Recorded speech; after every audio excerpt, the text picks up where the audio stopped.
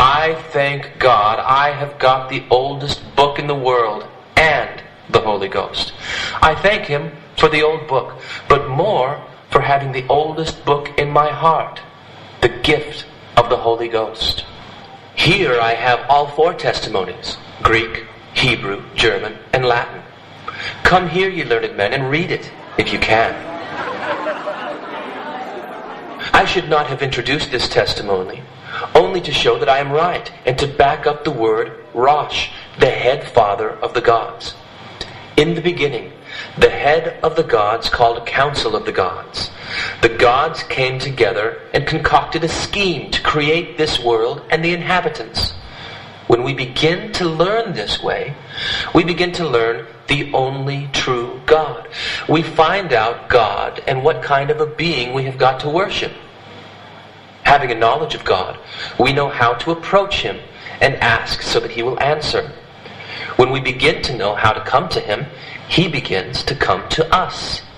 When we are ready to come to Him, He is ready to receive us. And soon, as we begin to understand the character of God, He begins to unfold the heavens to us and to tell us about it before our prayers even get to His ears. Now I ask all the learned men who hear me, why the learned doctors who are preaching salvation say that God created the heavens and the earth out of nothing? They account it blasphemy to contradict the idea. If you tell them that God made the world out of something, they will call you a fool. The reason is that they are unlearned. But I am learned and know more than all of the world put together. The Holy Ghost does, anyhow. And if the Holy Ghost in me comprehends more than all of the world, I will associate myself with it. You ask them why, and they say, doesn't the Bible say He created the world? And they infer it must be out of nothing. The word create came from the word bara. But it doesn't mean so. What does bara mean? It means to organize. The same as a man would organize and use things to build a ship.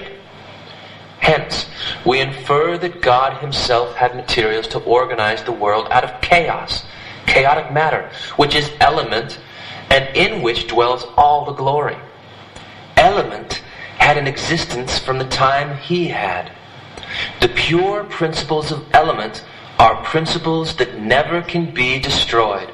They may be organized and reorganized, but not destroyed. Nothing can be destroyed.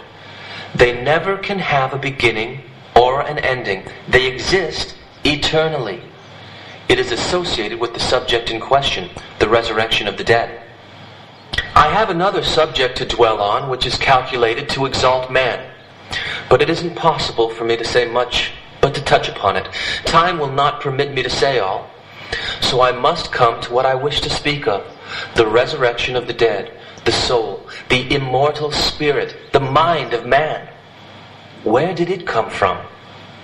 All doctors of divinity say that God created it in the beginning. But it is not so. The very idea lessens the character of man in my estimation. I don't believe the doctrine. Hear it, all ye ends of the earth.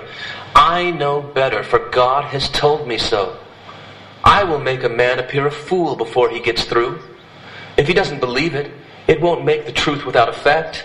I'm going to tell of things more noble.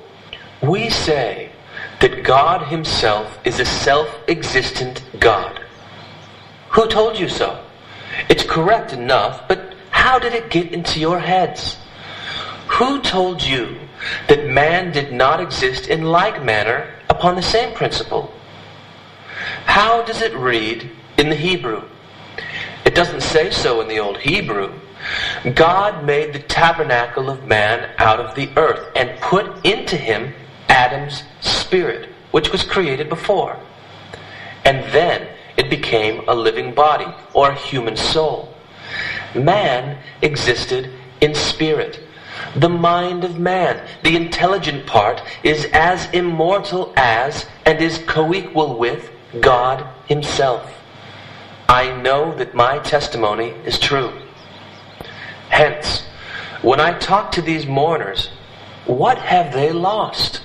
You, who mourn the loss of friends, are only separated for a small moment from their spirits, and their spirits are only separated from their bodies for a short season.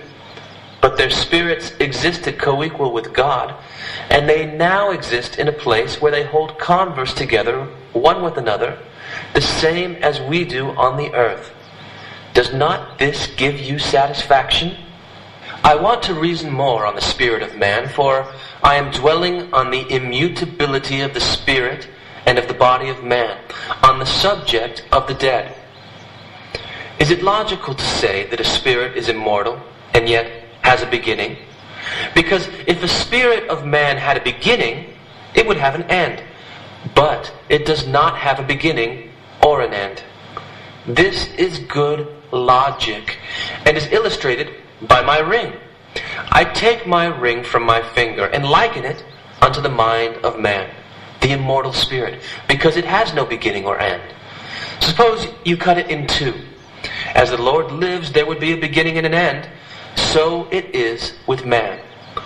All the fools and learned and wise men from the beginning of creation who come and say that man had a beginning, prove that he must have an end. If that doctrine be true, then the doctrine of annihilation would be true. But if I am right, then I might with boldness proclaim from the housetop that God never had the power to create the spirit of man at all. God himself could not create himself. Intelligence is eternal and exists upon a self-existent principle. It is a spirit from age to age, and there is no creation about it. The first principles of man are self-existent with God.